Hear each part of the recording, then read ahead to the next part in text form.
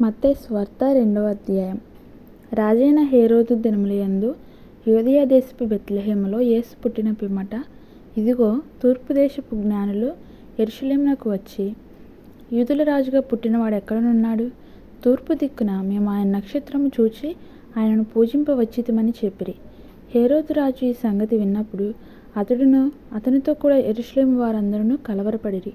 కాబట్టి రాజు ప్రధాన యాజకులను, ప్రజలలో నుండి శాస్త్రులను అందరినీ సమకూర్చి క్రీస్తు ఎక్కడ పుట్టునని వారిని అడిగెను. అందుకు వారు, యూదయ బెత్లెహేములోనే. ఏలయనగా, యూదయ దేశపు బెత్లెహేమా, నీవు యూదా ప్రధానులలో ఎంతమాత్రమునూ అల్పమైన దానవు కావు. ఇశ్రాయేలును నా ప్రజలను పరిపాలించు అధిపతి నీలో నుండి వచ్చునని ప్రవక్త ద్వారా వ్రాయబడి ఉన్నదనిరి. అంతటా హేరోదు ఆ జ్ఞానులను రహస్యముగా పిలిపించి, ఆ నక్షత్రము కనబడిన కాలము వారి చేత పరిష్కారముగా తెలుసుకొని, మీరు వెళ్ళి ఆ శిశువు విషయమై జాగ్రత్తగా విచారించి తెలుసుకొనగానే నేనును వచ్చి ఆయనను పూజించినట్లు నాకు వర్తమానం తెండని చెప్పి వారిని బెత్లెహేమునకు పంపెను. వారు రాజు మాట విని బయలుదేరిపోవుచుండగా, ఇదిగో తూర్పు దేశమున వారు చూచిన నక్షత్రము ఆ శిశువు ఉండిన చోటికి మీదుగా వచ్చి నిలుచు వరకు వారికి ముందుగా నడిచెను. వారు ఆ నక్షత్రమును చూచి అత్యానంద భరితులై ఇంటిలోనికి వచ్చి తల్లి అయిన మరియను ఆ శిశువును చూచి సాగిలపడి ఆయనను పూజించి తమ పెట్టెలు విప్పి బంగారమును, సామ్రాణిని, బోళమును కానుకలుగా ఆయనకు సమర్పించిరి. తరువాత హేరోదు నొద్దకు వెళ్ళవద్దని స్వప్నమందు దేవుని చేత బోధింపబడిన వారై వారు మరి ఒక మార్గమున తమ దేశమునకు తిరిగి వెళ్ళిరి. వారు వెళ్ళిన తరువాత, ఇదిగో ప్రభుదూత స్వప్నమందు యోసేపునకు ప్రత్యక్షమై, హేరోదు ఆ శిశువును సంహరింపవలెనని ఆయనను వెదుకుచున్నాడు గనుక నీవు లేచి ఆ శిశువును ఆయన తల్లిని వెంటబెట్టుకొని ఐగుప్తునకు పారిపోయి నేను నీతో తెలియజెప్పు వరకు అక్కడనే ఉండమని అతనితో చెప్పెను.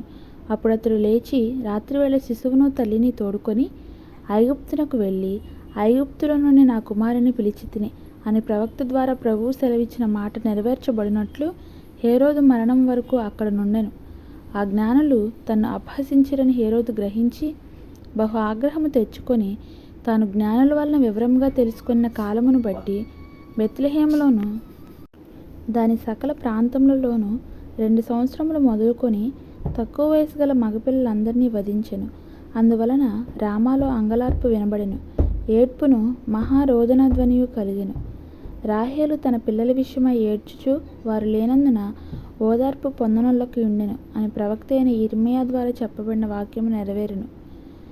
హేరోదు చనిపోయిన తరువాత, ఇదిగో ప్రభుదూత ఐగుప్తులో యోసేపునకు స్వప్నమందు ప్రత్యక్షమై, నీవు లేచి శిశువును తల్లిని తోడుకొని ఇశ్రాయేలు దేశమునకు వెళ్ళుము. శిశువు ప్రాణము తీయజూచుచుండిన వారు చనిపోయారని చెప్పెను. అప్పుడు అతడు లేచి శిశువును తల్లిని తోడుకొని ఇశ్రాయేలు దేశమునకు వచ్చెను. అయితే అర్కెలాయి తన తండ్రి అయిన హేరోదునకు ప్రతిగా యూదయ దేశము ఏలుచున్నాడని విని అక్కడికి వెళ్ళపెరిచి స్వప్నమందు దేవుని చేత బోధింపబడిన వాడై గలిలయ ప్రాంతమునకు వెళ్ళి నజరేతును ఊరికి వచ్చి అక్కడ కాపురమునెను. ఆయన నజరేయుడనబడునని ప్రవక్తలు చెప్పిన మాట నెరవేరినట్లు ఇలాగ జరిగెను. ఇలాంటి బైబిల్ రీడింగ్ వీడియోలు ఇంకా మీరు చూడాలంటే మన ఛానల్ సబ్స్క్రైబ్ చేసుకొని వీడియో లైక్ చేయండి. Thank you.